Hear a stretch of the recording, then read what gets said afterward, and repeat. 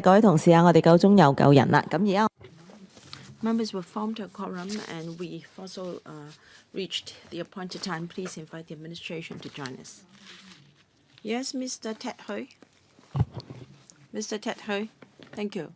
On 22nd of January, I wrote to the Bills Committee and yourself, Chairman, on the part about breastfeeding in the bill and whether any provision on harassment should be formulated. And the administration said that the Department of Health was not consulted. So I have sent a letter to the to the BC to see whether there is any response from the administration. I believe there's a response from the administration this morning. So I'll wait a bit.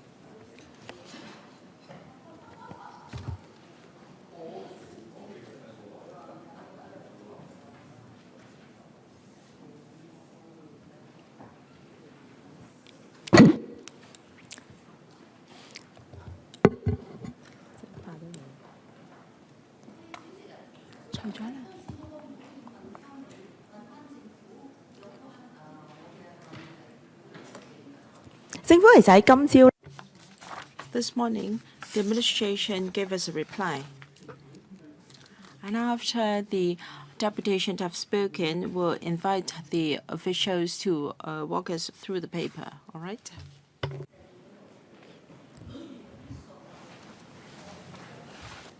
I think it was included in the response.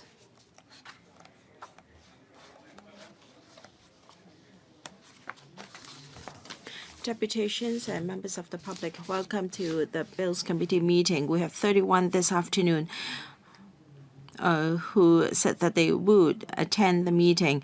And may I remind you that you have each up to 3 minutes to speak. And then we'll have to reserve time for the administration to respond to the views. And by the time 3 minutes is up, our timer will beep. And may I remind deputations that if you have yet to give us a written submission, please leave it with our secretariat before you leave if you have one. You may use the earpiece in front of you. Channel 0 is the floor, channel 1, Cantonese, channel 2, English, channel 3, Putonghua. When you speak, please stick to one language for the benefit of our simultaneous interpreters. May I remind you that your speeches are not protected by the Electoral Powers and Privileges Ordinance Cap 386, and the same applies to your written submissions. And please take note of the guidance for members of the public attending meetings of the Electoral and at the public gallery. A copy has been attached to your invitation letter and is also tabled. For those in the public gallery, you may approach our secretariat staff for a copy. I will now give the floor to deputations. Mr. Zhang Yu Guang, 3 minutes. Thank you. Madam Chair, I'd like to express my views on common workplace harassment. In the current definition, volunteers and trainees are not included. This can be a big problem because in the post-secondary sector, most students would take part in trainee programs and internship programs, and the trend is extending to secondary schools children as well. And then there are various types of internship and experience program for students. So if interns are not covered, then they are not protected by law at all. And we have a program of working with the policy bureaus. Now If they suffer any harassment in the process, there is no protection at all. In 2014, as mentioned in my paper, EOC clearly proposed that the volunteers should be covered. And in March 2016, for common workplace harassment, volunteers were proposed to be covered. So if the protection is absent, then I'd like to ask the administration how come this is not included. Is it just an inadvertent oversight? And many volunteers now take part in voluntary work. What are the difficulties in including volunteers and interns in the definition? Because EOC's consultation document mentioned that in other jurisdictions, volunteers and interns are added, and they have included New South Wales in Australia and Victoria in Australia, and some states in the US have covered these two categories. I cannot envisage the difficulties in including these two types of persons. So can the administration tell us what are the difficulties in including trainees and interns and volunteers in its definition? Ms. Wu Shui-Shan, thank you. The administration proposes to add in the legislation discrimination against breastfeeding and expression of milk. However, there is a big blind spot in the document. There is no mention of positive measures. What are the ways positively to help breastfeeding mothers to breastfeed and to express milk? Very often, the administration likes to say that such proposals are controversial and they will take a long time and they should be shelved for the time being. I think it has not focused on the crux of the matter.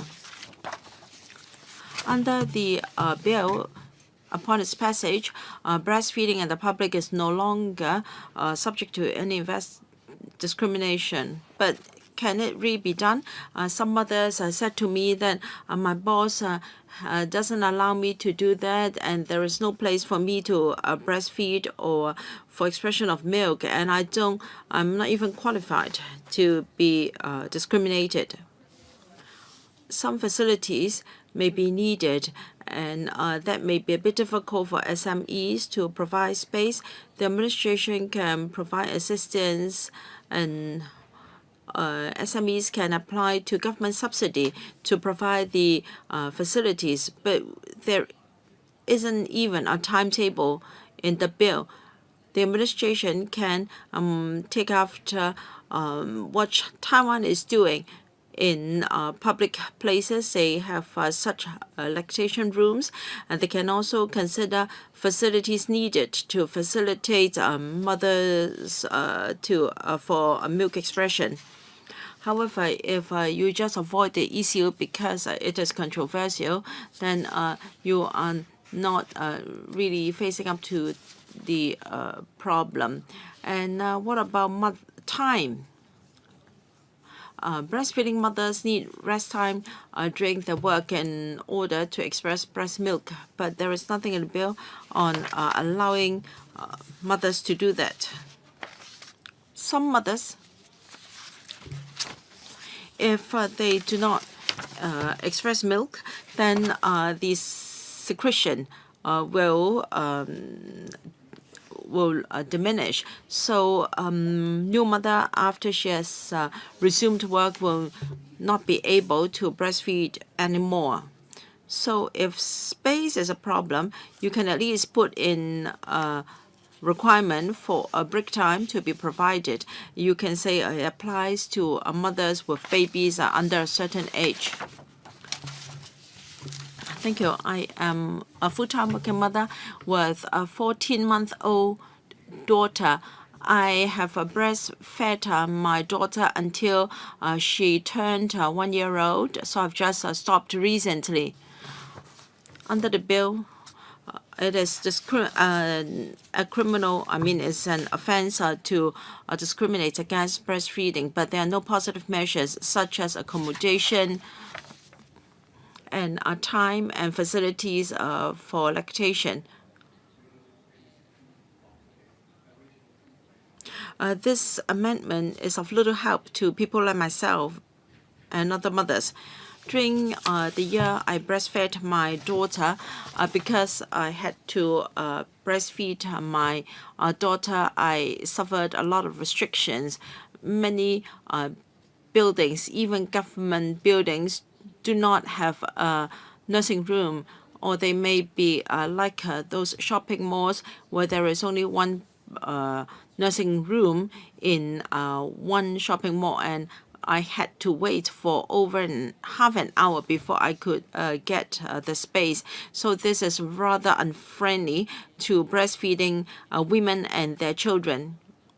And in my workplace, there is no policy or facility to facilitate breastfeeding. However, I'm lucky enough to have a supportive boss, so I don't face any pressure when I have to express milk at work. But there is no dedicated room in my office. I will just occupy any room that is not in use. But if unfortunately all the rooms are occupied, or if I have a new supervisor, then I may not be able to continue to work full-time and to breastfeed my child.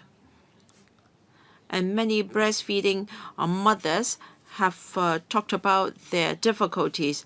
For instance, in the workplace, there's no time for them to express milk, not to mention the room to do so, and they are not allowed to store breast milk in the fridge. Even if there is a fridge, they are not allowed to do so.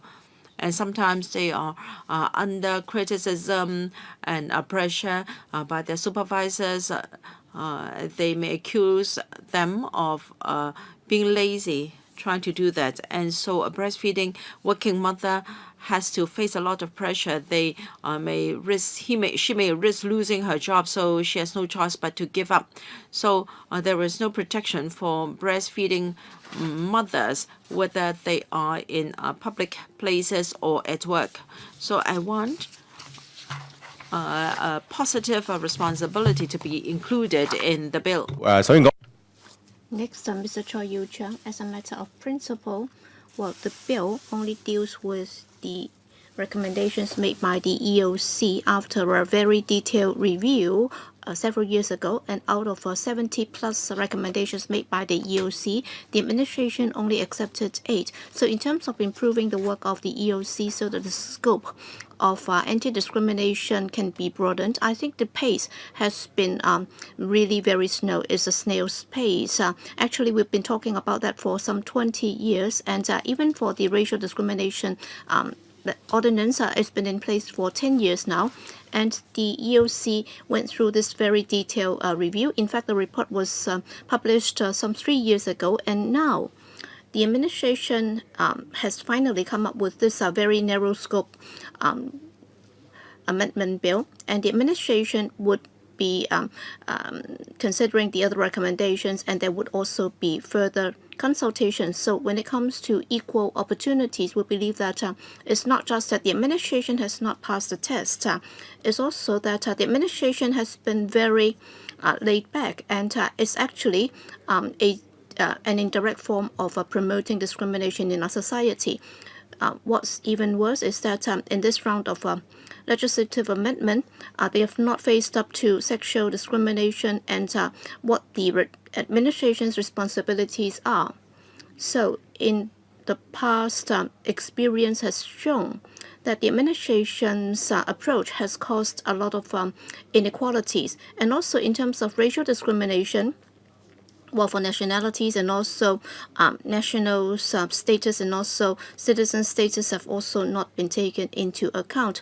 And there were some exemption clauses introduced by the administration back then, but then the administration promised that they would be considering further amendments later, in particular discrimination against the new immigrants. But then regrettably, after more than 10 years, nothing has been done about it. So while we are scrutinizing this amendment bill, I'm sure members would also have the duty to urge the administration to come up with a timetable as to when other amendments will be available.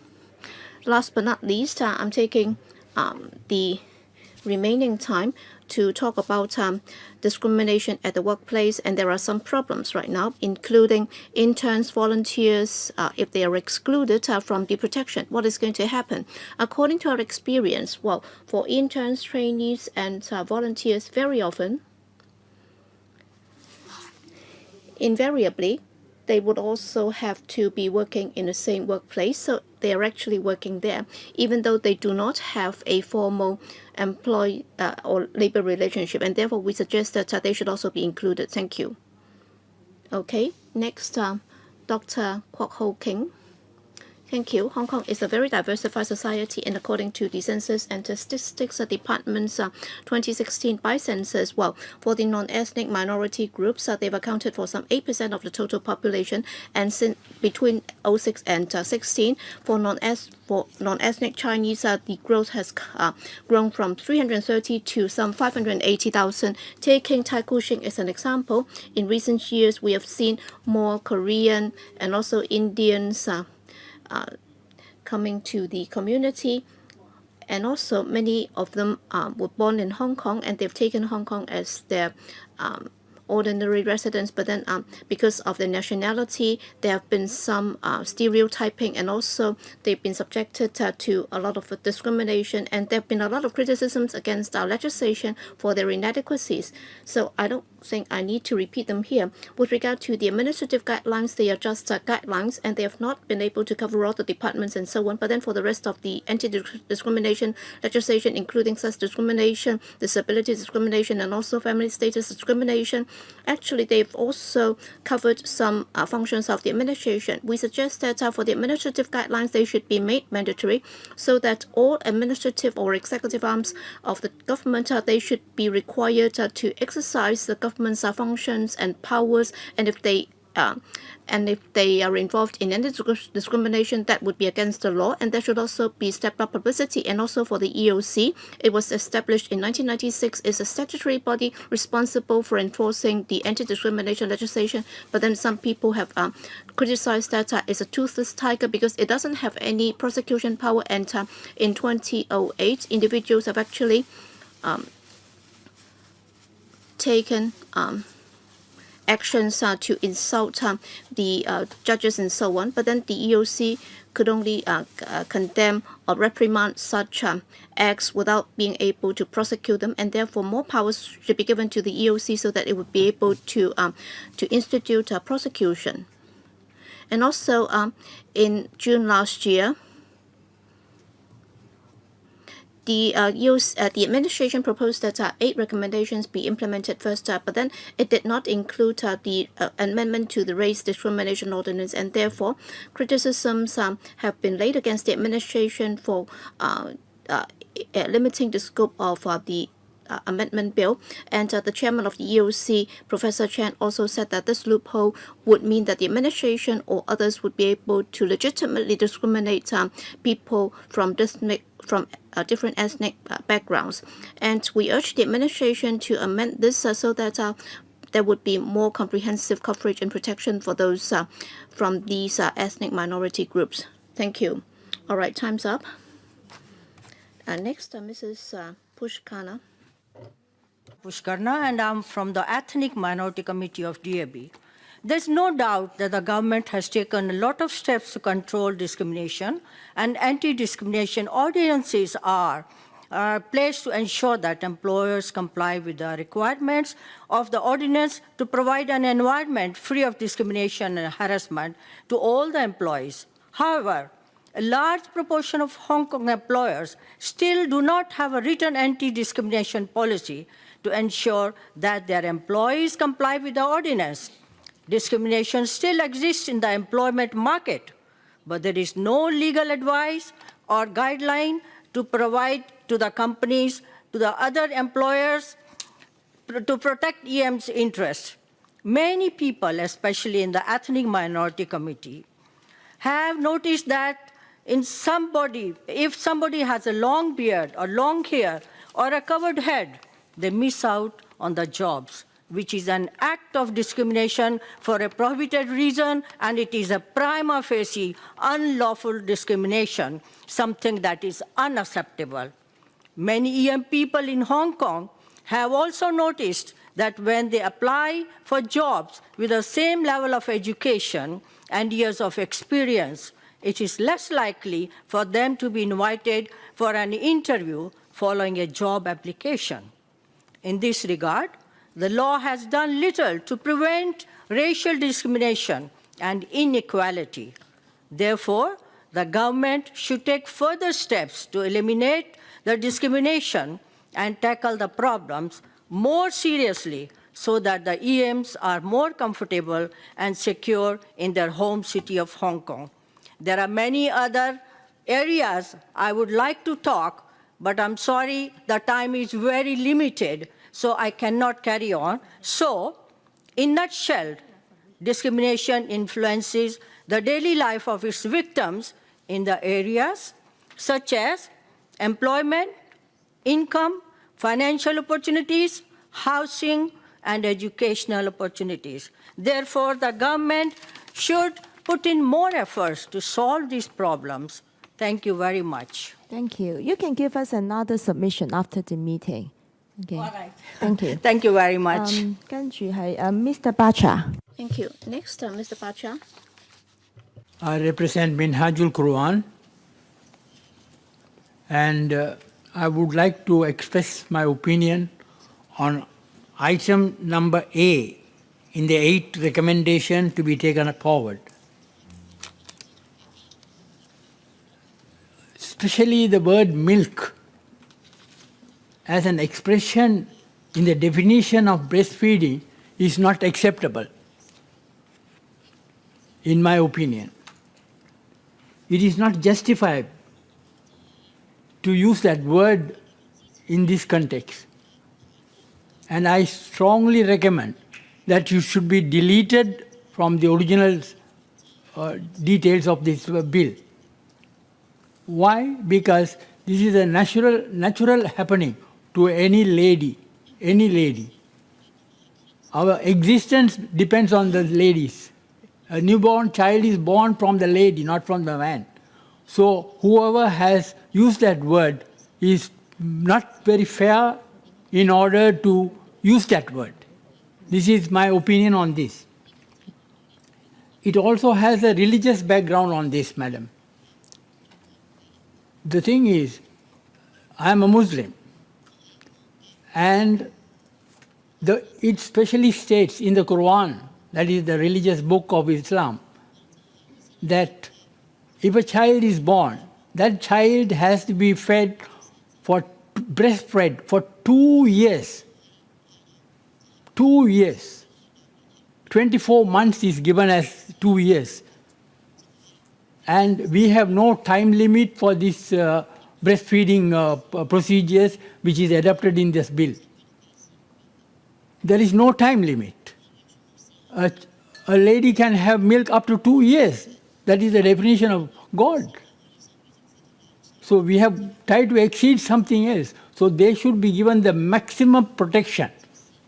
They should be given the maximum protection, and even the leave, they should be extended to them if they are in a position to, if the child is a weak child, if they have to continue feeding the child, they have to be given the facilities.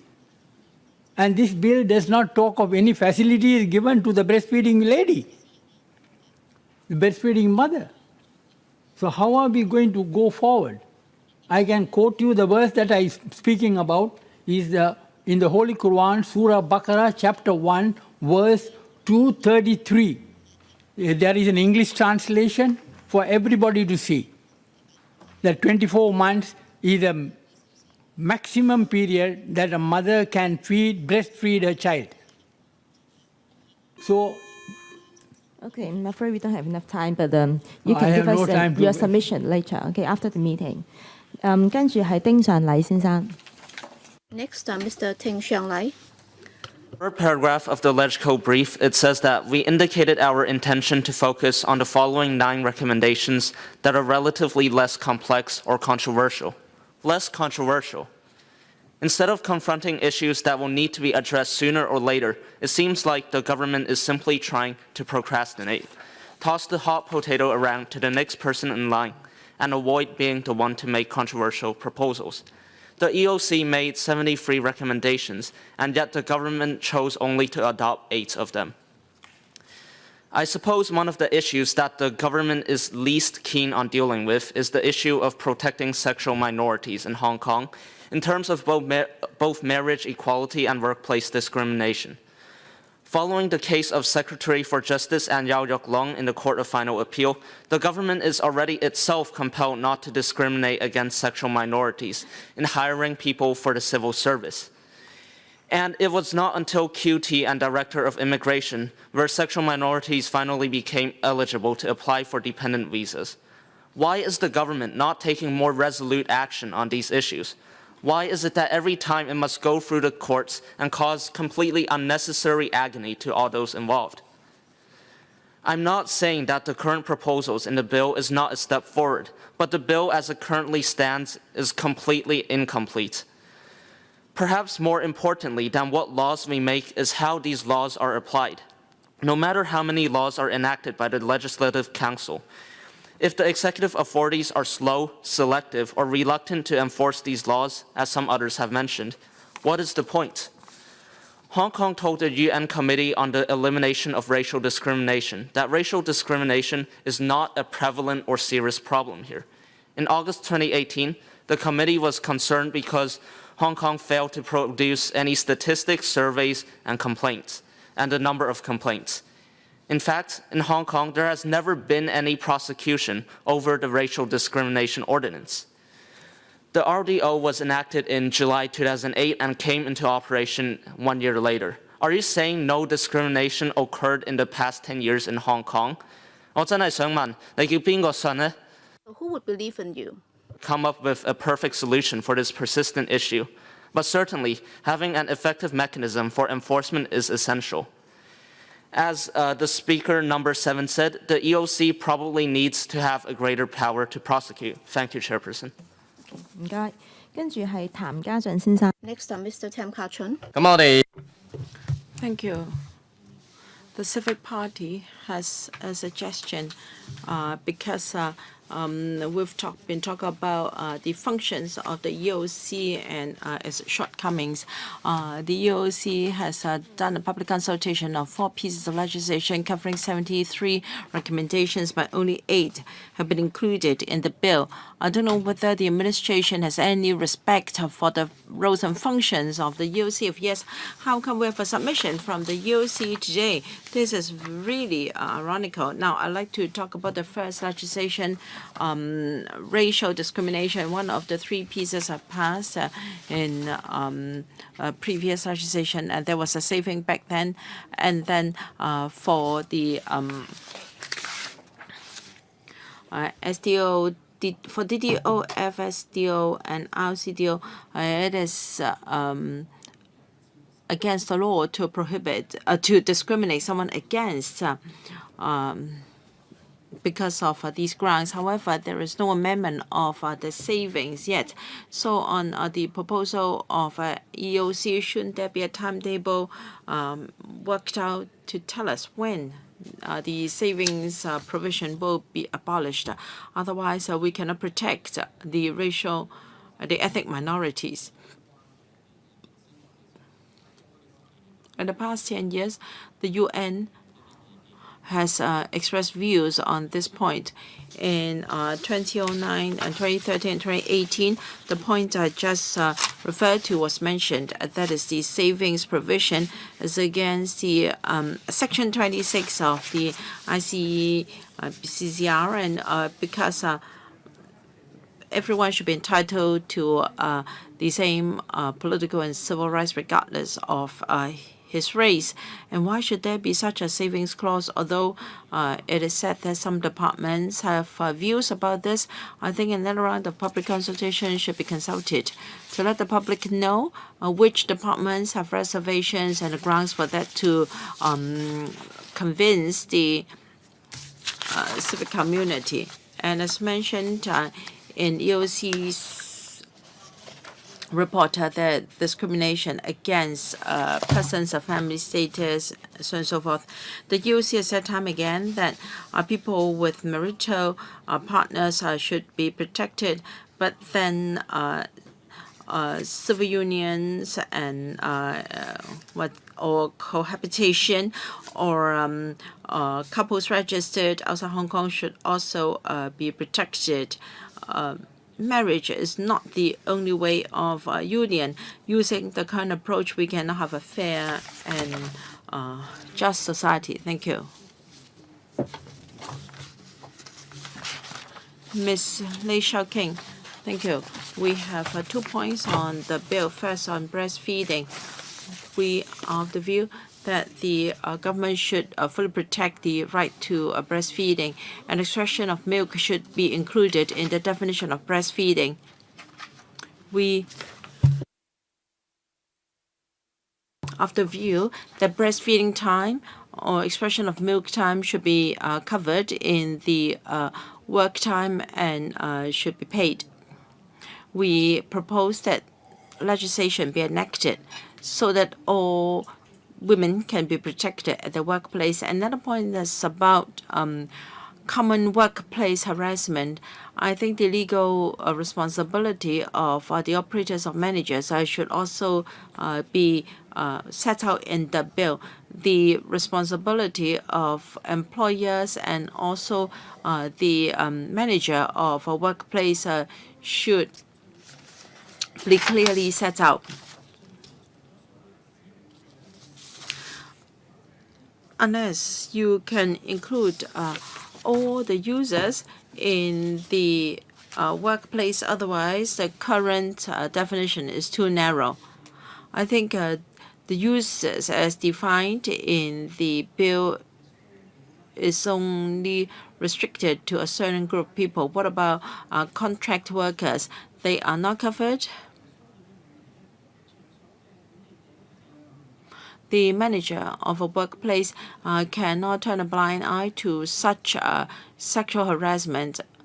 Not long ago, there was a host, air hostess required to help a passenger to the washroom at work.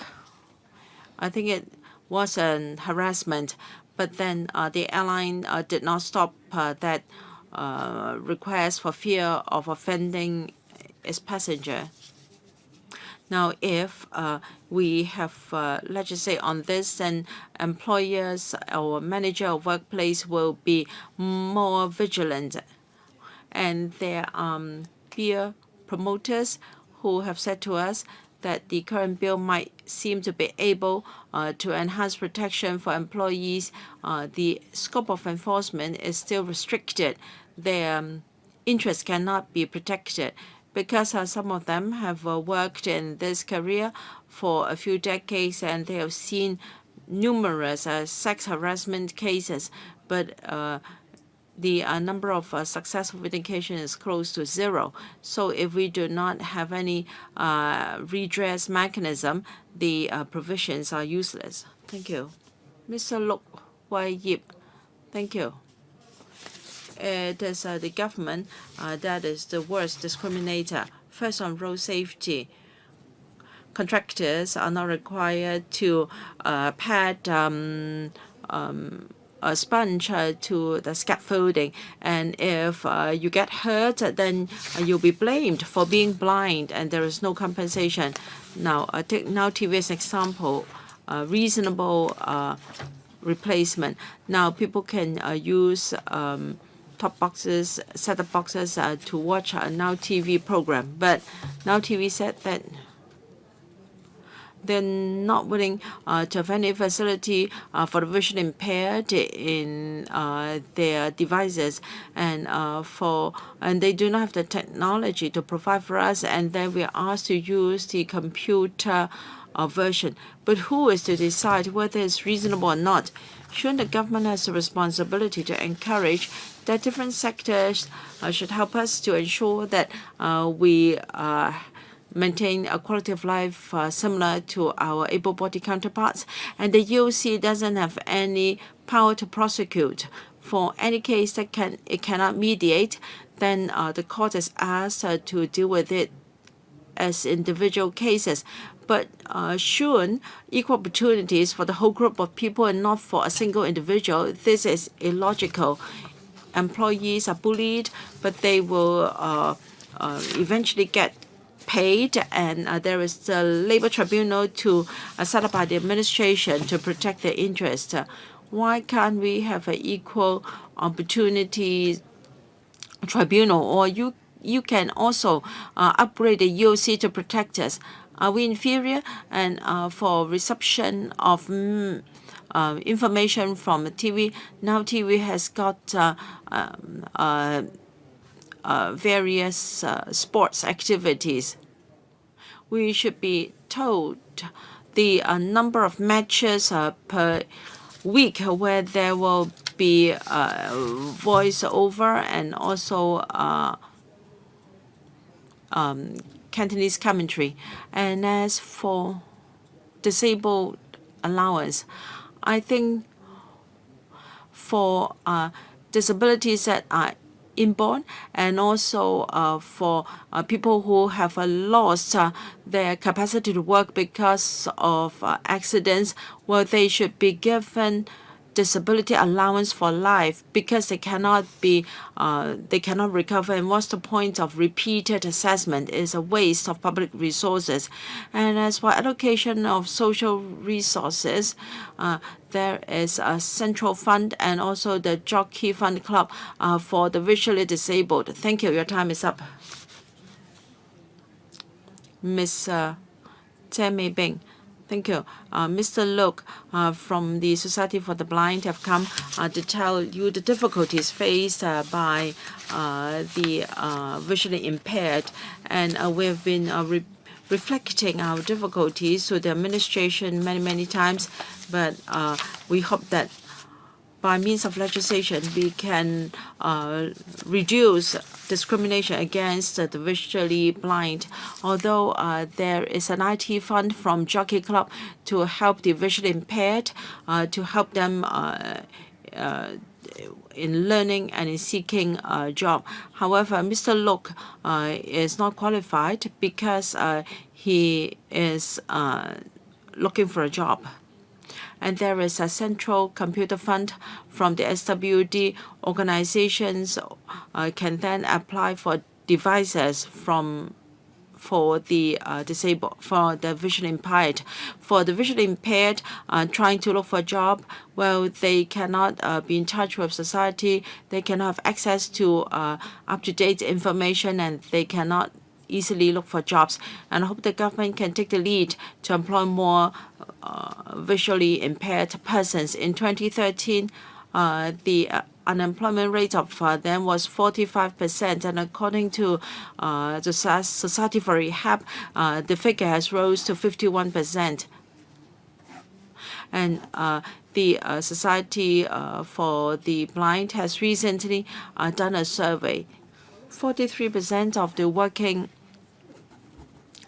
visually impaired working full-time, but 18% of them are either out of job or looking for jobs. Just like Mr. Look, he is given CSSA and also a DA, but that is not the life he wants to lead. He is a university graduate.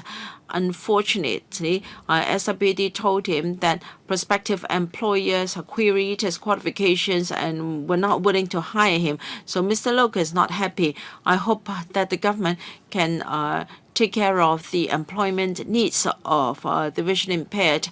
I hope that the Labor Department can enhance their communication skills with the visually impaired.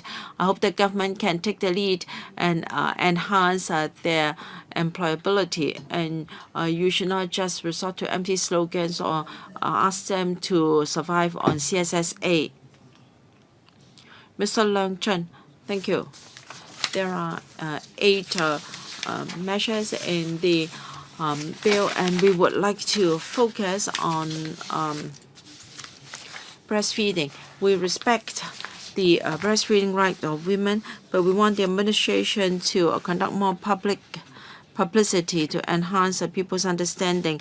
The workers and employers are supportive of the amendments, although they are not very controversial, but there are some controversial items as well.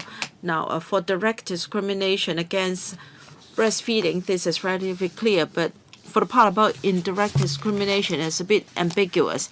I think the intention of the bill is to protect breastfeeding mothers, whether it be a direct breastfeeding or by means of expression of milk, to ensure that they will not be subject to any discrimination. There is nothing in the law to require employers to provide a dedicated room or a fridge for storage. Perhaps the administration is assuming that in an office there are always vacant rooms and also a refrigerator. But for most SMEs, the employers and supervisors may want to help, but the workplace may be too small, or the nature of the job is such that there is no refrigeration available. And the administration said that it would be for the judge to decide whether it is indeed impossible to install a fridge. In fact, some SMEs may really have no refrigerators. Even employees do not have one. But then they may inadvertently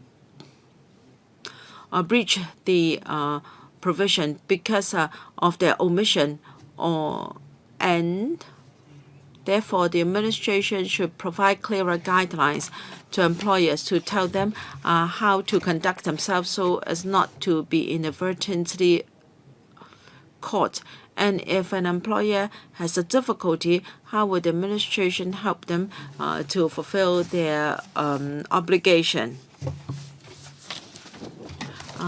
Thank you. I present the DAB. DAB attaches a lot of significance to women's in welfare, and we support the point about prohibiting direct and indirect discrimination on the ground of breastfeeding, and to include expression of milk in the definition of breastfeeding, and also the scope of protection on harassment is also better defined. The FTU is very concerned about this. We hope that the administration would go even deeper to find out if women are facing difficulties in expressing milk. We hope that guidelines can be given as to what should be done, and there should also be more specific provisions as to how the legislation would be enforced. We hope that the law can be improved, and the administration should also implement the principle of gender stereotyping, so that women would not be subjected to any form of discrimination in employment because of their women's status. That's why we support that for breastfeeding, some direct or indirect discrimination, there should be new laws introduced in order to ensure that women would be able to have a more conducive environment to work in. And then for breastfeeding women, they are just discharging their duties and functions, and their work should not be affected. That's what the WHO has been advocating. And women should breastfeed their babies up to 6 months old. I think that would be good for not just the families concerned, but also the society at large, because that would also ensure that the labor force will not be undermined or affected, and with the latest amendments, there should be more publicity and education so that society as a whole will find it more acceptable for women to breastfeed their children even if they are working. Next, Mr. Peter Reading. EOC welcomes the introduction of the bill to implement our 8 recommendations from our law review. However, as we've repeatedly raised with the government, we are very concerned that it hasn't implemented the other 65 recommendations, and particularly 18 higher priority recommendations. We also note that many of the stakeholders working with those that we represent in our work have raised similar concerns. I'd like to highlight 3 of the issues we've raised in our submissions just briefly. Firstly, on the definition of breastfeeding, Clause 7 of the bill defines it as where a woman is breastfeeding her child. But the EOC submits that this definition should be amended by deleting her child, as the term is too restrictive and not clear. Protections from such discrimination should cover all women that are breastfeeding, as it is a form of sex discrimination. This would also be consistent with other similar common law jurisdictions, such as the UK and Australia, which do not include such a term. Such an approach is essential not only to protect biological mothers, but also, for example, a wet nurse who is breastfeeding or expressing milk for a mother that cannot breastfeed, or a mother of a child by adoption or surrogacy who is breastfeeding or expressing milk for her child. Secondly, in the relation to the protection from sexual, racial and disability harassment in common workplaces, we are very concerned that the bill has not included volunteers and interns. There are large numbers of volunteers and interns in Hong Kong today who are not protected because they are not considered in an employment relationship. They are vulnerable to harassment, and for example, the EOC has recently received a complaint from a woman who said she was sexually harassed by volunteering at a health institution, and we were unable to act. We also know that the government's paper to Constitutional Affairs, dated 20th March 2007, said they would cover volunteers, but they have not provided an explanation as why they've been omitted. Thirdly, the EOC urges the government to implement as soon as possible our other higher priority recommendations. 3 areas where we think are particularly urgent based on a number of recent factors, such as court decisions that have been referred to and so on, are coverage of government functions under the RDO, a duty to make reasonable accommodation for people with disabilities, and in relation to marital status discrimination, providing better protection from people who are in same-sex relationships as well as heterosexual relationships that are not married. Thank you. 唔該，跟住係曾卓怡女士。 Next, Ms. Zhang Chuyi. Well, we should ensure that for women breastfeeding the children is not an offence. Well, in the Discrimination Legislation Miscellaneous Amendment Bill 2018, one is to ensure that there would not be direct or indirect discrimination against breastfeeding women. In the legislative brief, the relevant requirements would mean that for breastfeeding women, they should not be distinguished and they should not be subject to any inferior treatment or unfavorable treatment, and that would also constitute discrimination. Well, honestly, as an ordinary citizen, I believe that the definition of such laws would not be very meaningful to us unless they impose very positive responsibility on people, and there should also be appropriate accommodation for women, and therefore there should also be positive responsibilities imposed on the employers in order to ensure that for breastfeeding women that their right would not be diminished. For a very conservative society like Hong Kong, we will have to change the culture, we will have to change people's habits. In fact, we have already heard about this in 2008. There were celebrity women, when they tried to breastfeed their babies in the toilet, they were also discriminated against, and she said that well, breastfeeding is not a crime, and there was also very strong outcry in the society. But then the thing is, when you try to breastfeed your baby in the public, well, you may have to expose your breast very temporarily in front of the public, and under the laws of Hong Kong, well, that would also mean that you have not been conducting yourself properly, and if you're not able to justify that, and if people can see your exposed you exposing your body, then it would constitute an offense. So is it a crime for people to breastfeed their babies in the public? And that would have to do with the culture of the society concerned, and whether or not there would be legitimate justification for that is debatable. And therefore, before the enactment of the law, there might be queries, and after the enactment of the law, when they breastfeed the baby in the public, would that constitute an offense? Well, that would depend on how it's interpreted. And the purpose of this amendment is to change culture and habit. How come you're only trying to satisfy the textual requirement and you're not trying to educate the public? Well, in trying to eliminate discrimination against breastfeeding women, we should also specify that when people or women breastfeed their babies in the public, well, that should be taken out and it should not be regarded as misconduct in the public or obscene behavior in the public. We should make it clear that, well, women breastfeeding their babies are their right, and therefore this is not unlawful, and this is not undermining civil this is not undermining our social atmosphere, and that would be more comprehensive. Thank you. Next, Ms. Chang Fong Mei. Concerning the 7 proposals by the administration on amending the race discrimination ordinance, actually the Unison would like to support it. We have no objection whatsoever. But then even if this is passed, the race discrimination ordinance is still the weakest one out of the 4 anti-discrimination legislation. We do not understand why the administration has been the one that is most discriminating. Well, when we prepared this piece of legislation, the administration said that if the scope of the legislation were to be broadened to cover all government functions, there would be incessant litigation against the administration. But then during the past 10 years, the administration has not done anything to improve training for ethnic minority groups or people working with ethnic minority groups, nor has it made any attempt to change the law. And according to the administration's reply, both in this council or at public hearings or at the hearings held by the UN Red Committee, well, they said that the Bill of Rights Ordinance has already fully protected Hong Kong people so that they would not be subjected to any race discrimination. In fact, this is confusing the truth. In fact, the Basic Law and also the BORO have only said that well, people should not be subjected to any discrimination in sex, disability, or family status. But then there is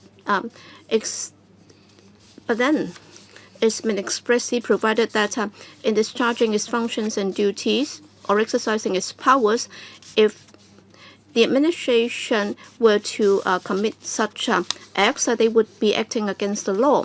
That is the 3 forms of discrimination: sex discrimination, disability discrimination, or family status discrimination. But then for race discrimination, no complaint can be filed with the EOC because the EOC would say that this is not within their ambit.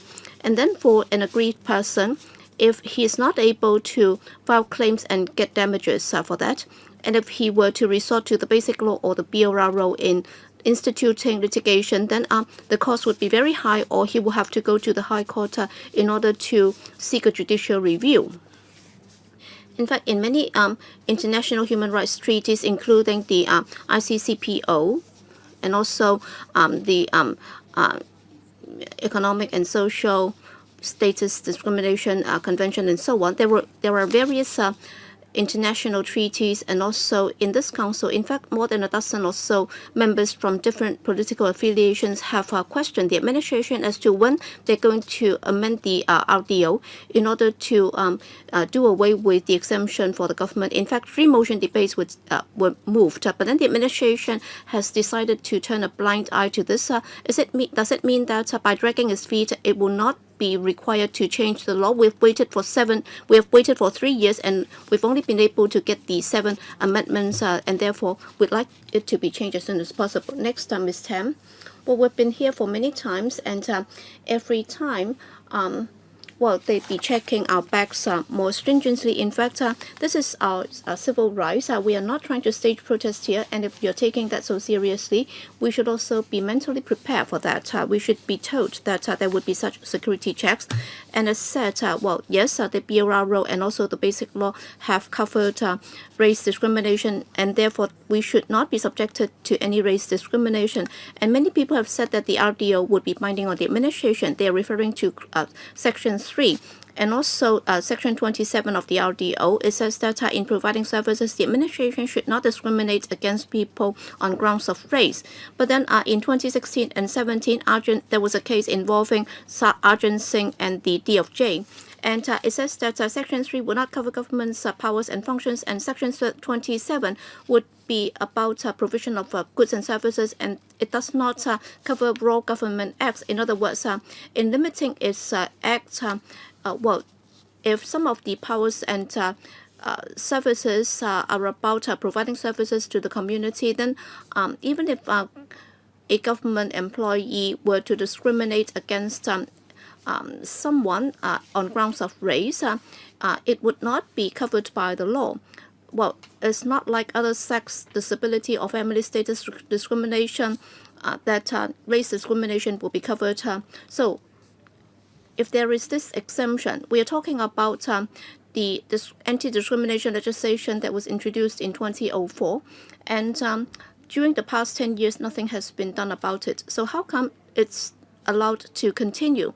And also, the administration said that in 2010, they already introduced this administrative guideline on promoting racial harmony, and with that guideline in place, the administration should have thought about the policy and also the implications on the ethnic minority groups. But then during the past 8 or 9 years, we don't see any change in terms of government's policies and approaches. Well, they've only set up committees and relations units and so on, but then we haven't seen any policy approaches, in particular education policies, that have taken into account the plight of the race, the ethnic minority groups. For example, for the curriculum, well, they are required to take Chinese history, but then have you thought about their difficulties? And also, what about those subjects that have to be studied with Chinese as the medium of instruction? Does it mean that the administration doesn't have to do anything about it, whether it's on an individual-based discrimination and so on? As we have heard from the Unison Limited, if the administration continues to drag its feet, the discrepancy will only grow greater and greater. And why are we not changing the law now? Yes? And a group of diversity. We are a grassroots ethnic minority group. In my hand, I have kept a consultation paper from the Home Affairs Department since 2004, which attempts to legislate against racial discrimination. It states 2 reasons why the government intends to legislate as stated in 2004: to prevent and combat racial discrimination, to fulfill Hong Kong's obligation under the ICERT, UN ICERT, which is applicable to Hong Kong. But very recently, we had a high-profile case which was a huge loss for the ethnic minority community, Arjun Singh. It states, the court holds that the acts of police in investigating an arrest do not amount to services for the purpose of Section 27 of the Race Discrimination Ordinance, Cap 62 RDO, and policing is not bound by RDO. This case highlights a key weakness in the RDO, as it is the only ordinance amongst the 4 discrimination ordinances that does not mention that it is unlawful for the government to discriminate against persons on the grounds of race in the performance of its functions or the exercise of its powers. In the absence of relevant provision on the RDO, the government is in a unique position to send a clear message about protecting ethnic minorities against racial discrimination, particularly in the context of law enforcement, in which the tendencies of racial profiling of ethnic minorities have been noted globally, as well as the fact that this all occurs against the backdrop of Hong Kong's obligation under ICERT. This was a missed opportunity at instilling confidence in Hong Kong's commitment to protection against racial discrimination. How ridiculous in 2019 we still have no specific legislation against racial discrimination, which applies to actions between private parties or individuals. Articles 3 and 27 of RDO cannot replace amending the RDO to cover government powers and functions. What about if victims of government discrimination, institutional discrimination, cannot use the Equal Opportunities Commission, free complaint mechanism? This should be a straightforward situation if the government is fair and confident in its role as a non-discriminatory entity. Cover powers and functions. Even in 2004, the paper proposes the bill should make it unlawful for government to discriminate against a person in the performance of its function and exercise of its power. In 2019, today, no legislation, EOC is powerless and weak, and the government has no courage or political will to enact something that is so basic and for the benefit of society, a so-called world-class city, Asia's world city. Thank you. Thank you. Next is Ms. Rahman. Thank you, Chairperson. I am Raman Lamia Shreya, a Hong Kong Bangladeshi and a final year student at the University of Hong Kong. Today, I would like to bring your attention to the legal loopholes that exist within our system that fails to confront the issue of racism in Hong Kong. As you can see, I'm an ethnic minority, so having legal protection for myself and my community is important because we are entitled to these basic rights. The Race Discrimination Ordinance, which is modeled after the UK Race Relation Act of 1976, is frankly outdated. The RDO is unlike any other three anti-discrimination ordinance because it fails to cover government powers and functions. What this means is that the government, in its exercise of powers and functions, could be held legally accountable in the other three anti-discrimination ordinance, but it is not the case for the Race Discrimination Ordinance. The next question is, how does this work? So let me walk you through a hypothetical situation. So let's assume there is an ethnic minority who is living below the poverty line and has been racially profiled by the police. Now, what he or she can do is to lodge a complaint with the Equal Opportunity Commission, EOC. However, under the free complaint mechanism under the EOC, they are bounded by the same legal loopholes, so then they are rendered as ineffective. So what he or she could do next is to readdress their case through judicial review, but would have to incur additional legal costs. Now, how do we expect ethnic minority community to incur such financial burden when roughly about 1 out of 5 of the ethnic minorities are living under poverty? So where does one go to seek recourse? And it is here I ask that where is the principle of fairness among these anti-discrimination policies, and why aren't there equal protection? The flaws of the RDO has drawn repeated criticism from the international bodies like the International Covenant of Civil and Political Rights, the Committee on Economic, Social and Cultural Rights, and the Committee on Elimination of Racial Discrimination. So, dear councillors and bureau members, the objectives of covering all forms of government functions and services within the RDO is not to render the government vulnerable to an influx of litigation, but to uphold a sense of fairness and uphold a standard in government bureaus and policy. Given the urgency for the amendment of the law, we urge the government to give us a timeline of when the amendment will be made.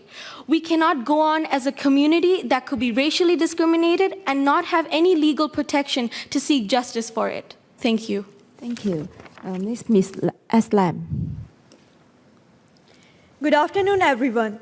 I'm Rabia Aslam, a second-year biomedical engineering student at the City University of Hong Kong. Today, I want to discuss why RDO should be amended to cover government powers and functions, and this cannot be replaced by admin guidelines because these are non-statutory. The government issued the administrative guidelines on promotion of racial equality in 2010, aiming to ensure minorities of different races have equal access to public services, and their needs are considered during the formulation, implementation, and review of relevant policies and measures. However, the administrative guidelines does not cover all government departments and is not legally binding. It doesn't even have a system for complaint or accountability. Moreover, I would like to address a few problems with the policies recently made by the EDB. In November 2018, EDB reviewed and redefined its definition of non-local applicants for university admission scheme, saying that students holding dependent visa or entry permit who were 18 years old or above when they were issued with such documents will be considered as non-local applicants and have to pay higher tuition fees than local applicants. However, I believe that EDB has neglected important points while making this policy, as it requires case-by-case study. Some new arrival students may be issued the dependent visa at the age of 18 or above, but what? If they sit for DSC, hold a local Hong Kong high school qualification, and given the fact that if their parents cannot afford the high tuition fees of their university, then in this way, government is indirectly taking away the opportunity of getting higher education from those newly arrived students who might just be depending on their parents and thus taking away the right of upward mobility from ethnic minorities. In addition to this, government has introduced many support services for non-Chinese speaking students in recent years, but my question is that, does government has any evidence to show how helpful these programs are? How many new arrivals got support from these programs or ethnic minority centers? And can you prove the authenticity of the data? To conclude, these and many other current issues in the society reflects government's lack of commitment to promote racial equality. And that's why amending the law to cover government powers and function is very important, because without amendment, racial equality is less protected. And then government should also carefully consider the needs of different stakeholders in the society. Thank you. Thank you. Next is Ms. Shrestha. Good afternoon, ladies and gentlemen. My name is Bidya Shrestha. I'm currently a Year 2 student studying in the University of Hong Kong. I'm ethnically Nepalese, born and raised here all my life. In my speech today, I would like to stress that racism is not simply stemming from individuals. It is rather institutionalized as a weapon that marginalizes ethnic minorities, as a system that works against them. In Hong Kong, we live in a space where racial profiling is so prevalent with the assumption that people who belong to a certain race are more prone to crime, without any substantial evidence. We live in a space where an ethnic minority of 11-year-old Arjun Singh was arrested by a police officer in 2010 for bumping into a Chinese woman. We live in a space where an ethnic minority, Mr. Limbu Dil Bahadur, was shot to death by a police constable in 2009. It is a situation that could have been avoided. The reasons why I am mentioning these cases is to ask this important question. Did the police find Mr. Arjun Singh or Mr. Limbu more threatening because of their race, even though they were not harming or attacking anyone before the police arrived? I'm not saying that the government solely functions to target or discriminate us racially. But what I am saying is that we cannot deny the unconscious and unchecked bias that proliferates in our system and that fuels the issues of racial profiling and arrests. These cases are prime examples as to why the Race Discrimination Ordinance, which has been implemented for 10 years, has to be amended. The RDO is the only one in the Anti-Discrimination Ordinance that does not cover the exercise of government power and functions. I believe that with the amendment of the RDO, it could function as a strong foundation that could support ethnic minorities in fighting for their rights. It is important to no longer exempt the government from the ordinance, because minority lives do matter, and it is crucial to unweave the racism from the system that victimizes them. It is time that the ordinance no longer exempts the government and ensures that nobody is above the law, not even the government. Thank you. Thank you. And next is Ms. Aslam again. Ms. Aslam. Thank you, Chairperson. I'm Habiba, and I would like to bring your attention to the grey area between the government functions and services that has caused a huge impact on the ethnic minorities in Hong Kong. Now, the first case adjudicated under the Racial Discrimination Ordinance, RDO, involving a public authority since it came into operation in 2009, the case called Singh Arjun and Secretary for Justice, showed that Section 3 of the RDO does not cover government powers and functions. And the court held that acts of the police in investigation and arrest do not amount to services for the purpose of Section 27 of the RDO, and policing is not bound by the RDO. Now, in Arjun's case, the judgment was that not all police actions are services, which means within one government branch, office, or department, when it faces public, it can be providing services and exercising function at the same time. which is why the RDO should cover functions. Otherwise, every time someone faces discrimination from the government, the case has to be adjudicated in court to decide whether the victim is discriminated when the government is providing service or exercising function.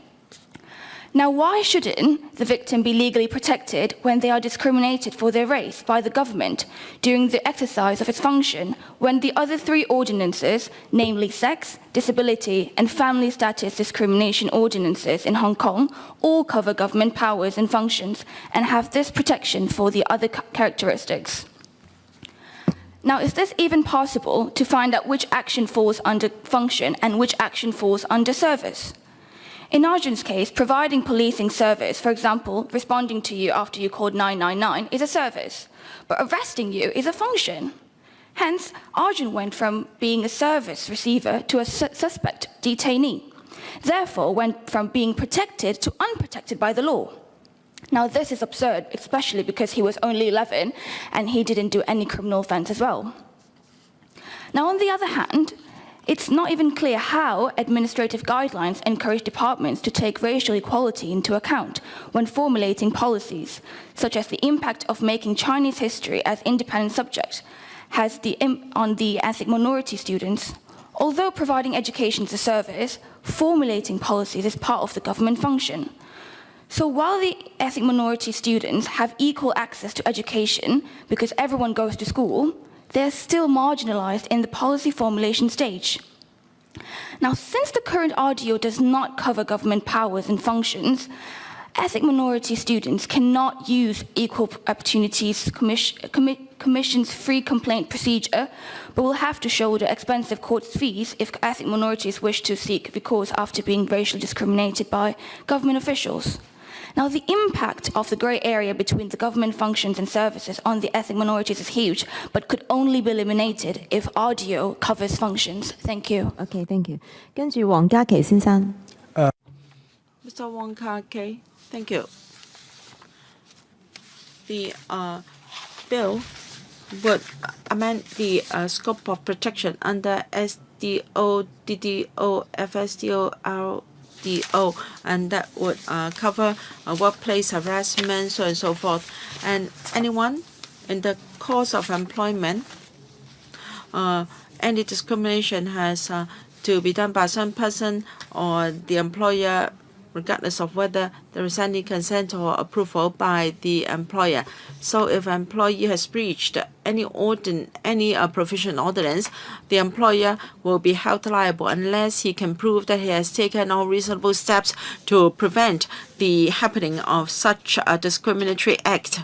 And the scope of the bill is such that it is about harassment between the employer and the employees and also fellow employees in the common workplace. This is so confusing. And the bill also covers legal liability under RDO and also discrimination on the basis of the person himself and also associate, and also there is the new concept of imputation. The legal liabilities I just mentioned will, in a large company, will have a legal services support division to support, but in a SME employing 8 to 10 employees, well, the boss is both the employer and also the employee. Well, he may seek the interpretation from a lawyer, but then he will not fully understand the legislation. So has the administration assessed the situation so that it's sure that all employers in Hong Kong are aware of that? So what would constitute harassment? What would constitute lawful action? And also what's against the law? So are they sure? Are they sure that all the employers are aware of that? And what are the implications of the amendment? So the administration has been promoting anti-discrimination and is trying to protect the the minority groups. Well, we are in support of that. But then if you look at the business environment in Hong Kong in 2019, is far from being clear. And therefore, some SMEs are not able to protect themselves. And basically, they have not been able to show the very costly legal advice services. And as a result, they might be termed or treated as if they were unscrupulous employers. And therefore, we urge the administration to make it clear as to what would constitute offensive acts and so on, so that all employers would understand the details of that. Thank you. Okay, the floor is now open to government representatives for their reply, and then the floor will be open to members. So first, Mr. Chen from the administration, please respond. Thank you, Chairman. Thank you, deputations. So I'd like to thank you for coming to give us your views, and some 25 deputations have spoken so far, and I'd like to give an overall response, and I'd be highlighting some of the salient points to the issues that have been raised. Well, if we're not able to deal with some of the outstanding issues on this occasion, we hope that we'll be able to deal with that next round. Because if you look at the recommendations by the EOC, there are 73 in total, and the EOC has also classified them into different groups. One would require more urgent attention, and there were some 27. And on this occasion, we have dealt with 8, and therefore there are some 19 issues in the first round that have to be dealt with. So with the enactment of the amendment bill, we will then press ahead with the next round, so that we'll be looking at the remaining 19 in the first batch. And you've been asking about the timetable. And at the last meeting, I've already said that our target is that within this term of government, we hope to be able to give an account to the community as to what needs to be done about the remaining 19. Are we going to do it at all? And if we're not going to do it, we will be giving you the justifications for not doing it. So, before I respond to the individual items, I'd like to know if members have all received the overall response from the administration concerning the questions asked at the last meeting. And if you haven't, then we have got copies here. We can distribute them here and now, so that there won't be a situation whereby some members have copies of that and others not.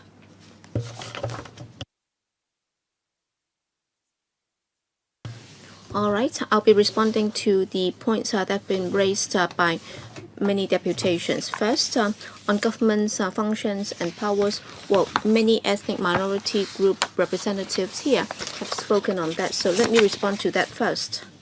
Well, as I said, for the remaining 19 recommendations made by the EOC requiring urgent attention, well, that would be dealt with in the next round. So we'll start work as soon as possible, and that would cover government's functions and responsibilities, whether or not they should be dealt with. So we have already got a work plan and also timetable. And I'd also like to clarify one point.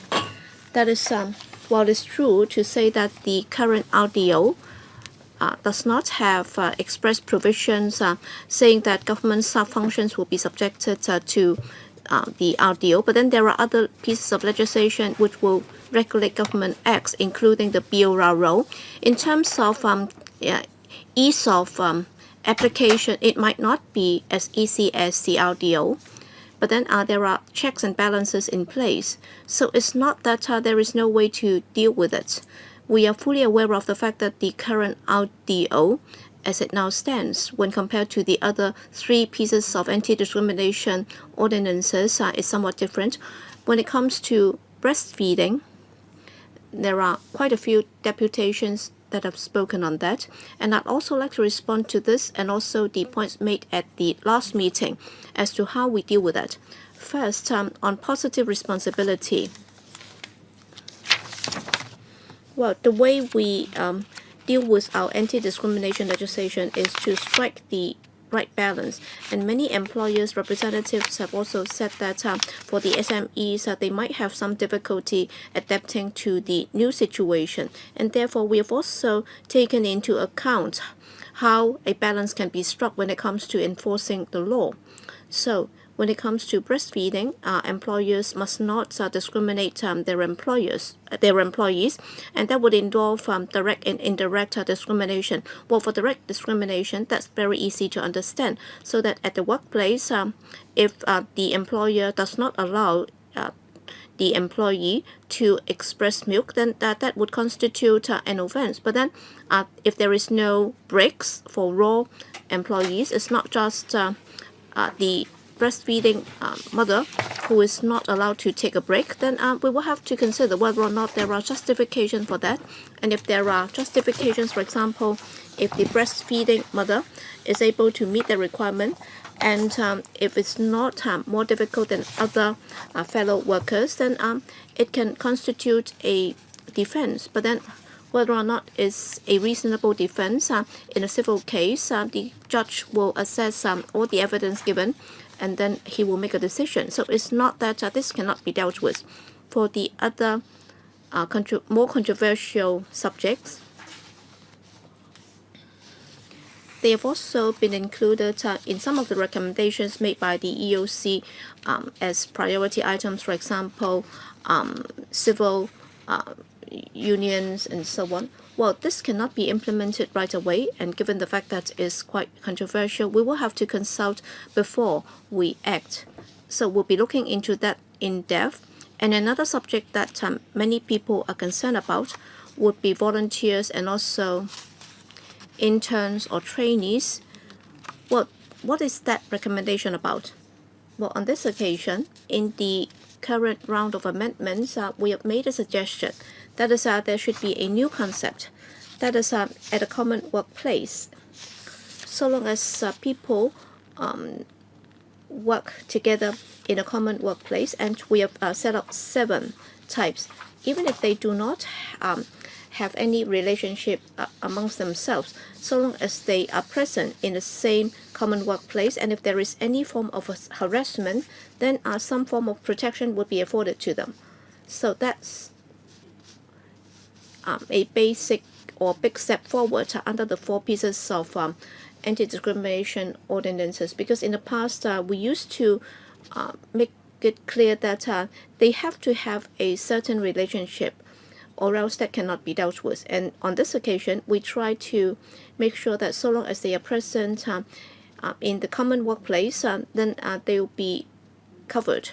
And we have made reference to the recommendation by the EOC, and we have also considered the views expressed by the Legislative Council in the past. There were 2 such rounds of consultations in the past, and we try to set out our views in a paper in the form of a table, and we said that well, we would like to do the following, but then by the time when we conducted the second round of consultation, we were considering whether or not we should extend the ambit so that all sorts of people will be covered. And now we have already covered employers, employees, and also contract staff, and also the principals, and also agents receiving a commission, and also their principals, and also their associates or acquaintances, and so on. So there are suggestions as to whether or not volunteers and interns should also be covered. Well, for interns, for general interns, it's not that they are not really hired by the employers. As to whether or not they get wages, it's not something that would be considered under the legislation. All right, so long as there is a contract, whether it's in writing or an oral contract, is already a contract. And under the contract, if the intern is supposed to engage in some work, or even if it's an apprenticeship contract, still he would be treated as an intern. So we should be able to cover most circumstances. And second is about volunteers. Well, as we know, under the new recommendation, we're talking about a common workplace. And what happens to the volunteers? And I'm sure many would understand, and I'm sure many of you might have been volunteers before. Basically, there are 2 types. One would be more formal. For example, in your department, your school, or your organization, there might be a team of volunteers, and you might have registered, and there are formal rules and regulations governing how they should do their jobs. So that would be more clearly defined. But then others would be on an individual basis. For example, they might be working as volunteers, and they might get their friends and relatives involved, and others in the organization might not know them. And also amongst the volunteers, they might not be closely related, and they might not really know one another very well. And as a result, the relationship would be somewhat more loose than the 7 types of workers that I referred to just now, and therefore the nature of the relationship would be somewhat different. So what would be the difference? Okay, so when we look at their relationship with the organization organizing such volunteers activities, they would be more detached. All right, when we talk about common workplace, if there is any claim of harassment, then the principals or the associates would have this vicarious liability. In other words, if they commit an offense, then their principals or their employers, if they fail to take any reasonable steps to prevent this from happening, then they would also show this liability legally. But then for volunteers' work, because of the work nature, as they are also related to the organization or the employers, but then if their relationship is very detached or remote, then to require the institution or the employer to take up this vicarious liability would be somewhat controversial and difficult. And therefore, at this stage, we have not dealt with it. And I think that approach, when compared to the 8 recommendations that we have given top priority, well, they are less controversial and they are more easy to implement. And for the more difficult ones, we're trying to leave them until a later stage. But then rest assured that we will deal with them later. We will be considering them, and we will look at volunteers and also interns or trainees. We will see how they can be dealt with. So that's about volunteers and also the organizations. But then amongst volunteers, as they may not know one another very well, and if there is any dispute, then as I just said, the relationship would be somewhat different. They would be more detached from one another. And therefore, we will also have to ask this question: what kind of legal protection should be afforded to them? Should it be the same? So that's something that we need to consider more carefully. But then it doesn't mean that volunteers would not be protected at all.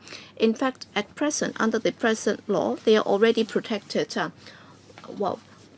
By volunteers, we mean that they are providing a volunteer service, and therefore for those receiving the service under the existing law, if there is any sexual harassment, then they would already be protected. For example, if the volunteers are sexually harassed by the recipient of a service, then after this round of amendment, then the existing SDO will already be able to deal with it. And if it involves DDO or disability discrimination or race discrimination, that would already be dealt with. And also for the volunteers and the recipient of services relationship, it has already been dealt with. But then what is going to happen amongst or between volunteers? Well, that will have to be dealt with in the next round. So at the present stage, we don't think it should be given top priority. We should give the 8 recommendations top priority. And then for the next subject that we should be more concerned about is to protect the ethnic minority groups. So it's about the administrative guidelines, and we have heard some say that it's not mandatory and not many departments are required to follow those guidelines.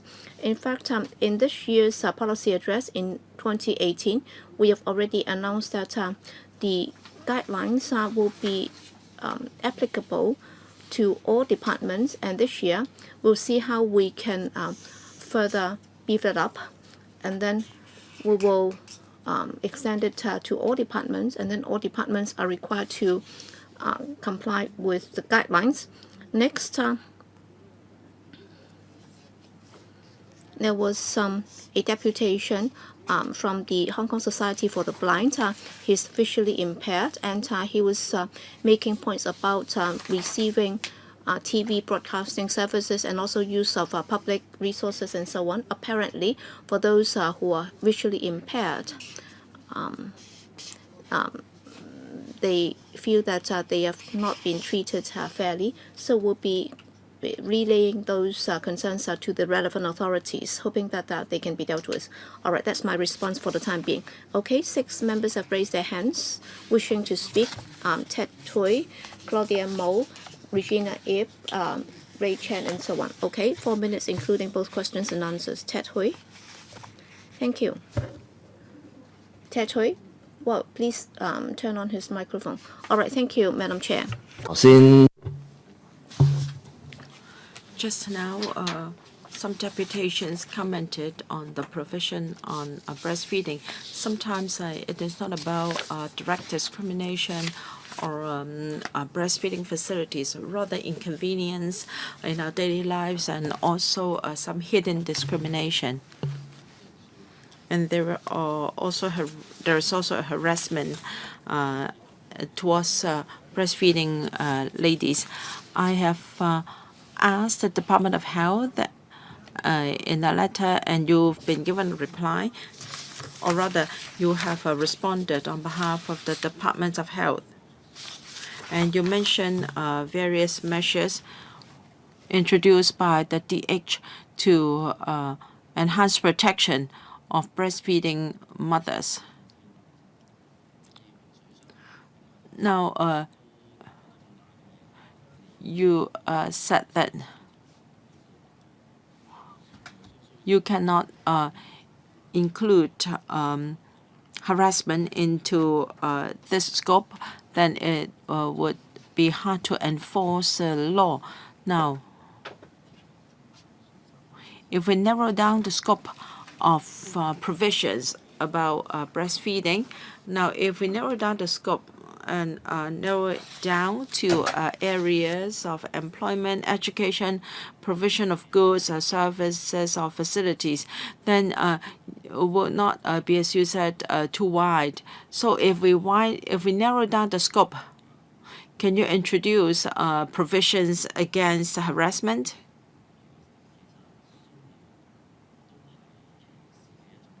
In fact, harassment is an expression of discrimination as well, and therefore, in other pieces of anti-discrimination ordinance, you have this offense of harassment. So, for RDO, you are going to amend the law in the future. So I'd like to know whether you undertake to do this for breastfeeding as well. Under Secretary. Thank you, Mr. Hui, for your question. Mr. Hui quoted the reply from the Department of Health is already included in our paper dated the 22nd of February. It's not that DH doesn't support my bureau. Rather, DH support our work in promoting breastfeeding. But when it comes to the anti-discrimination legislation, DH is of the view that the Constitutional and Mainland Affairs Bureau should be the policy bureau responsible so that we can take into account all relevant factors, including red clause implications of any proposal. So it's not that the Department of Health has any objection to our proposal. I think we already addressed Mr. Hui's concern in our written reply. And we believe members will have other views on this. We will consider all the views received from members before deciding on the way forward. Our policy consideration is clear, and we are happy to hear from other members. Technically speaking, Mr. Hui said harassment is a form of discrimination. There is a fine distinction in law, in fact. Can you be more direct in answering my question? Now, if we narrow down the scope to prescribed areas similar to those specified in other anti-discrimination legislation, will you be willing to consider that? Well, we have to consider whether it is enforceable. Ms. Claudia Mo. Well, since 2012, I've been asking for this. Our DO is the only anti-discrimination ordinance where government functions are not covered. In previous government papers, the government claimed they was worried if government functions were to be included, then there would there would be a lot of litigations. People will sue the government. Can you admit directly here? Now, I've heard confessions from senior officials privately. That is for services provided by the civil service now. Well, you can dream of a number of government departments where there is racial discrimination. You cannot say that because they cannot be changed, we cannot protect the ethnic minorities. The RDO was enacted 10 years ago. Are you saying that there is indeed a lot of racial discrimination within the civil service? And secondly, you said that in the next round of legislative amendment or review, you will take on board other suggestions by EOC. Now, can you tell us for sure whether RDO will cover government functions? Will it be among your priorities in your policy review? And secondly, do you have any timetable for that, or do we have to wait for another decade or so? As regards priorities, the EOC has already given priority to government functions. Well, but you have disregarded their recommendation. Well, as mentioned, this is an important area, and we will accord priority to this as well. As regards timetable, we said last time that we will try to get back to the council within this term of government to set out the government's position on this proposal and other recommendations. And if we cannot take forward the recommendations, we'll give the reasons for that. What about my first question? Whether there is any discriminatory act by government departments. Yes, there are many government departments. If we require a new proposal to be implemented by all government departments, it takes time. No, I'm afraid. I'm asking whether there is a lot of discrimination among government departments. No, I think Ms. Mo is asking in the provision of service, it said that many government departments have discrimination against the ethnic minorities. We've got the administrative guidelines, but such guidelines are not legally binding, so please be direct. No, I'm answering your question directly. The guidelines are applicable in 23 departments. They've been in place for many years. These are the departments mainly serving ethnic minorities. We have not received a lot of complaints against these departments in the discharge of their functions. Of course, there is room for improvement. No, he has not answered my question directly. Does he admit or disagree that in exercising their functions, many government departments have discrimination against the EMs? As I said, the departments mainly serving EMs have got the guidelines for many years. We have not seen a lot of problems, and according to feedback received, I don't feel that the question is not being addressed. I think if you ask him even more times, the answer will just be the same. Mrs. Regina Yip, perhaps I can try my part to help you to resolve the problem. I understand the problem. Now, according to the Civic Party, the Immigration Department is one of the law enforcement agencies that has to deal with many non-Chinese speaking persons on a daily basis. And the department may be worried that if it is caught by the department, it may be easily sued by EOC. But I'd like to know whether you have checked with the Department of Justice. There are two defenses that can help such a department. For instance, the good faith defense. That is, another is the public interest defense. These two defenses can help government departments. There are so many people in the Department of Justice. There is the International Law Division and the Legal Policy Division. Well, you can study similar provisions in other jurisdictions. And in March 2016, EOC made so many recommendations. You have only worked on 19 here.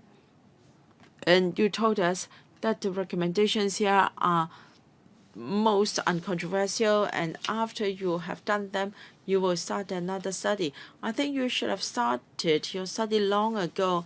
There are so many bills in front of us. I don't know when you will have the review completed and when you're going to present another bill to us. This is so disappointing. And many people have talked about prevention of discrimination against new arrivals. I'm worried that government departments and NGOs may refuse service to new arrivals because some medical personnel have blamed new arrivals for taking up resources in our public health care sector. I understand that doctors are working very hard, but we have to confirm the data first. I've heard doctors saying that in treating new arrivals, it is particularly challenging because they don't come with their medical history. So, HA and other NGOs be discriminating against new arrivals? And I think this is already included in your RDO. Do you agree that the definition of race in RDO already covered that? Now, if I call you China because you've come from China, then this is discrimination based on his ethnic origin. So, is that a kind of discrimination? Thank you, Mrs. Yip, for your question and views. In our next review, we will cover government functions and powers, and we will see whether there are suitable defenses. Yes, good faith and public interest are two different defenses. Yes, we will explore them in our next review. As for recommendations by EOC, we are just as eager to take them forward. After we have completed the 8 recommendations and this bill, we will start with our next round. In fact, we have jumped the red light. We have already started to work on guide dogs. As regards new arrivals, it depends on the basis for the kind of treatment he is subject to. If it is based on his race or color, then it's easy to tackle. But if it is based on the fact that he is a new arrival, then this is based on his residence status. Now, if I say that you are on a single entry permit, there's 1 point. But if it is about, if I call you China, then it's different. The Legal Services and Complaints Division has dealt with such a case. Mrs. Regina Ip. Mr. Poon, thank you. The Undersecretary has already answered some of the questions. Some deputations said that there are 73 recommendations from EOC, and this bill deals with 8, and within this term of government, there will be 19 recommendations to be examined by the administration. So what about the remaining 40 plus recommendations? Is there a timetable as to when you're going to deal with them? That's point number 1. Number 2 is about the common workplace, about the volunteers and the interns, and you already explained your position. But then for volunteers, of course, well, the nature would be somewhat different from the others. Still, there are problems. So I don't know if we were to cover them as well in order to make the situation clearer, then would it be better instead of leaving them to later? Because some deputations have already brought that up. And well, for trade unions, they've been reflecting the situation. And under the existing law, well, for breastfeeding women, yes, you've recognized that. But then what about the arrangement for expression of milk? So, can there be guidelines or provisions under the law? Because some employers and employees might have disputes with regard to arrangement for breaks for women to express their milk. So please do deal with them. Thank you. Thank you, Mr. Poon. Thank you, Madam Chair. Let me answer the last question first on breaks for expressing milk. So how long would it require for women to express milk? Some would suggest that 30 minutes both before and in the morning and in the afternoon. As to how long? Well, the DFH has already suggested that it should last for at least a year. So it's not that we don't have any guidelines at all. And for this round of amendment, we do allow this grace period of 12 months. So for the implementation date, it can be deferred until a year later, so that the EOC will be able to come up with guidelines. And also for the traders, they will also have this 1 year grace period to adapt to the new situation. All right, the EOC suggested some 27 top priority recommendations, and we have done 8 now. And as we said, the remaining 19 will be considered in the second round. So after the first 8 have been passed, we can then move on to the remaining 19. As to common workplace, should they cover volunteers? We suggest that at this stage it's not appropriate, because for the common workplace approach, it's a new breakthrough. Because we are saying that, well, for people who hitherto do not have any relationship to one another, will now be covered under the common workplace approach. And therefore, if we were to add new personalities, including volunteers, given the fact that we are still not familiar to how it's going to work, and also in providing services, the service recipients would not be allowed to harass the volunteers who is providing the service, and therefore they are already afforded some form of protection, and therefore we think it's not appropriate to include them in this round. But then for the second round, we are prepared to look into that, and after accumulating some experience in enforcing the current laws, we can also take that further. All right. After the law has been changed, so long as anybody has breached the guideline, then is it an offense? Well, this is just an administrative guideline, and therefore is not really legally binding. Okay, can I extend the meeting by 15 minutes so that the 3 remaining members can ask questions? Helena Wong. Thank you, Madam Chair. Thank you, deputations, for coming to give us your views. I'd like to follow up on several issues. I've also read well, Mr. Chang Yu Kwong's submission. Well, on sexual harassment, just now we have heard the Undersecretary say that for volunteers and interns, at present, they will not be covered in this round of amendment, so that they would not be afforded protection when it comes to harassment. And you made it very complicated. You were concerned that there might be vicarious liability. But then we have heard that in New South Wales, Australia, interns and volunteers would be covered, so that they would not be subjected to sexual harassment. So we hope that the administration will be willing to do this. It should not be selective when it comes to banning all forms of sexual discrimination. We don't want to come back time and again for amendments. The DP hopes that the administration can consider including volunteers, interns, or trainees in the amendment, because you said that there are already existing laws to cover harassment by the service recipients to volunteers and interns and so on. But then what about employers and employees? And if there is any sexual harassment between employers, employees, and the volunteers, would the letter be protected? So have you been able to do that?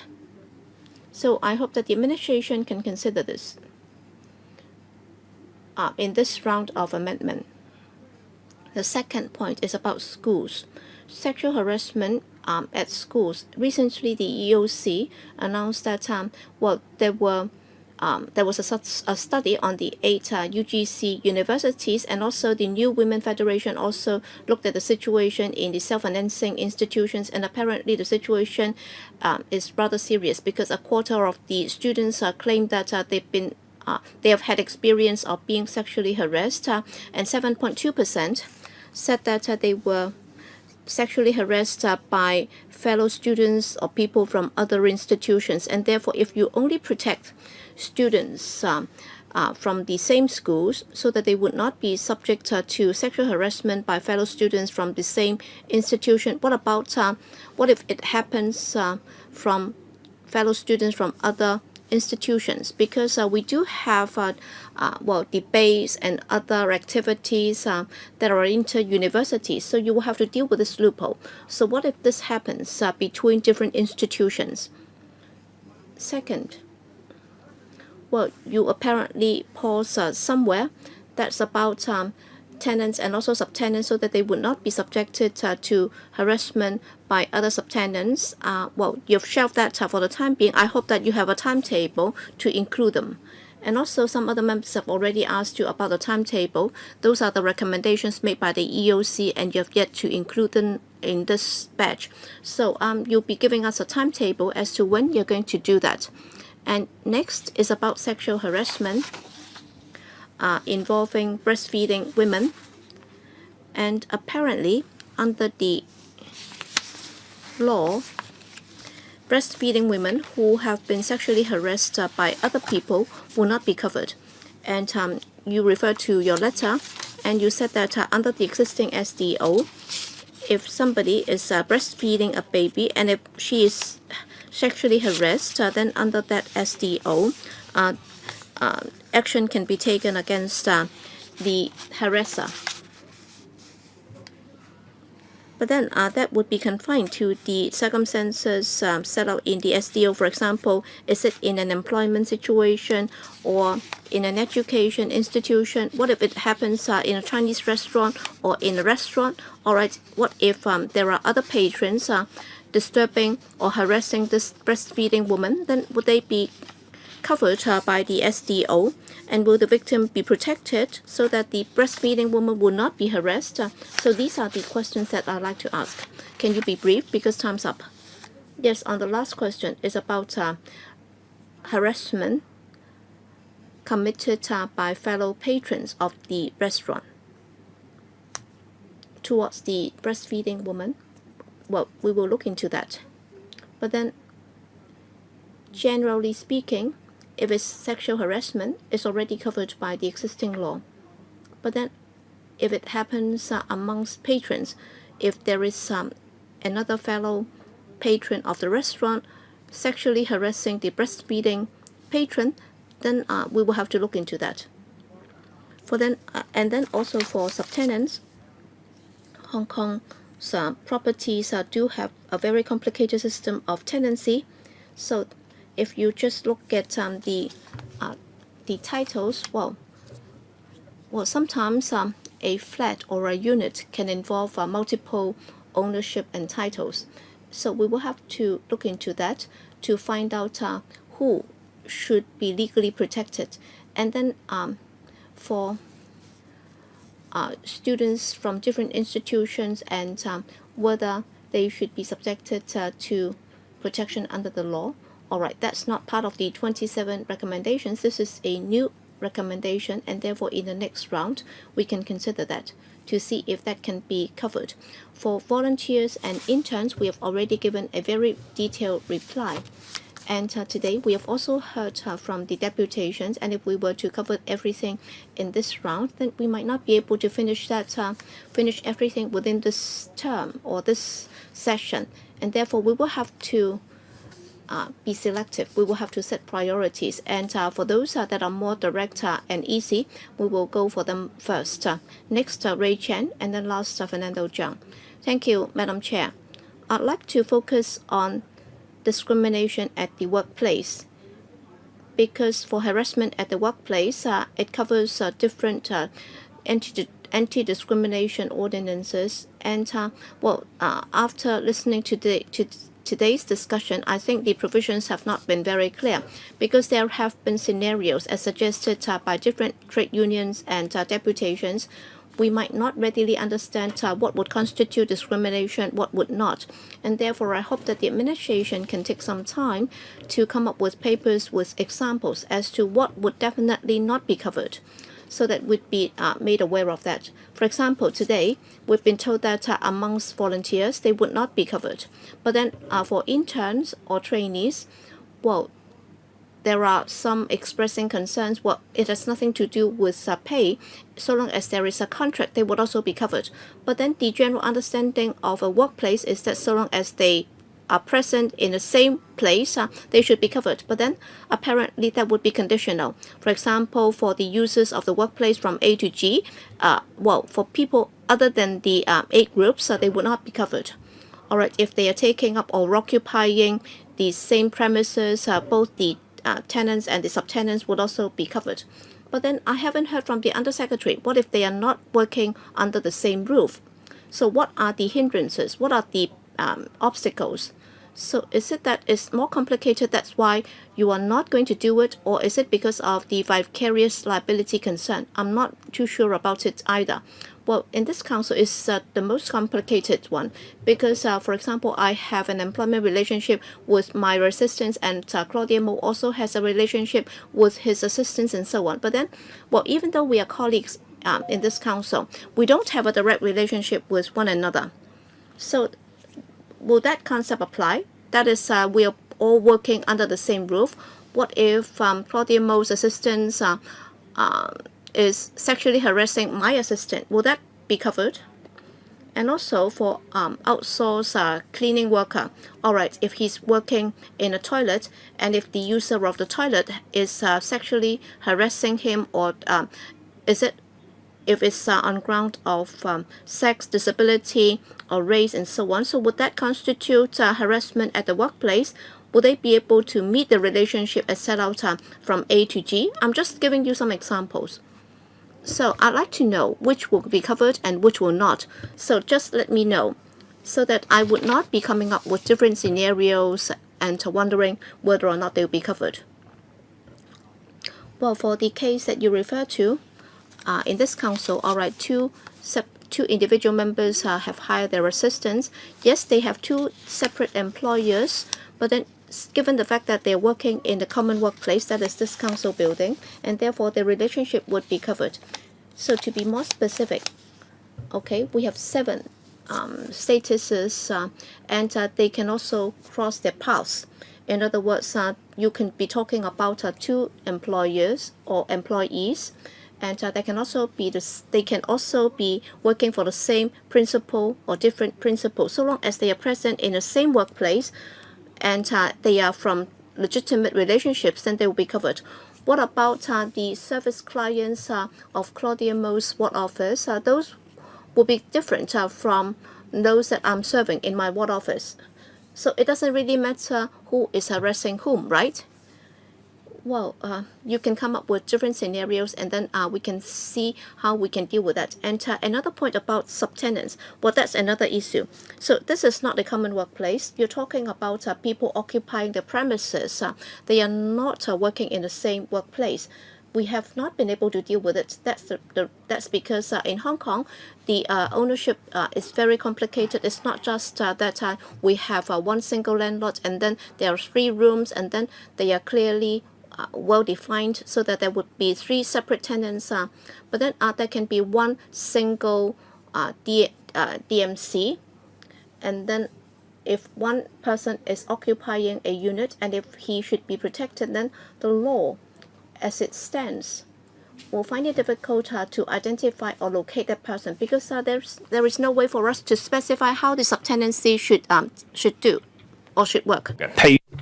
Now, I didn't have residence in mind. I was thinking of a workplace, like in a swimming pool.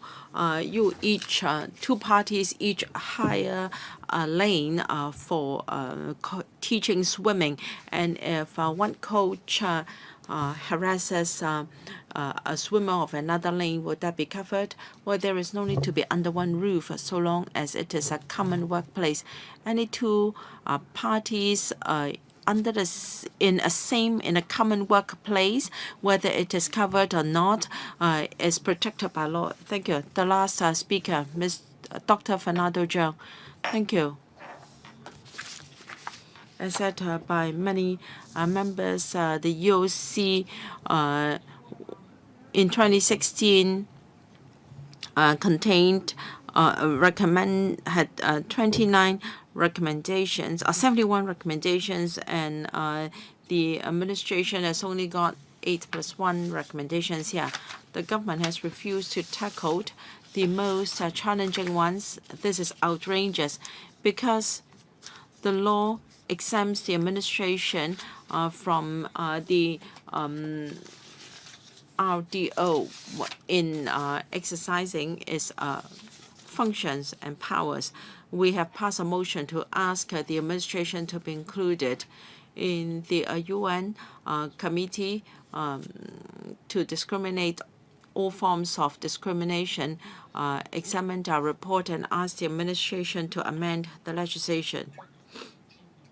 And the Undersecretary told us that the administration would give us an account of its position within this government. And then will it be the election platform of the next term of government? Do you have to wait for so many years before you can come to a position? Everyone is asking you to do something about it, and now you are blatantly telling us that you need to wait, that we need to wait for a couple of years before you tell us what you're going to do. And you talked about a fear of lawsuits, and Mrs. Regina Ip has given you two defenses. And EOC wants you to put in DDO reasonable accommodation. That is to offer reasonable accommodation for people with disabilities so that they can be in a level playing field. And this is not too outrageous, not too demanding. Why do you have to wait for another 2 years before you can tell us your position? Can we expect it to appear in the election platform in the next government? Yes, we have introduced 8 amendments in the bill with clear sanctions and penalties. And for the remaining recommendations, it really takes time for us to consider whether the law should be changed, and if so, how. And there are details for our debate, and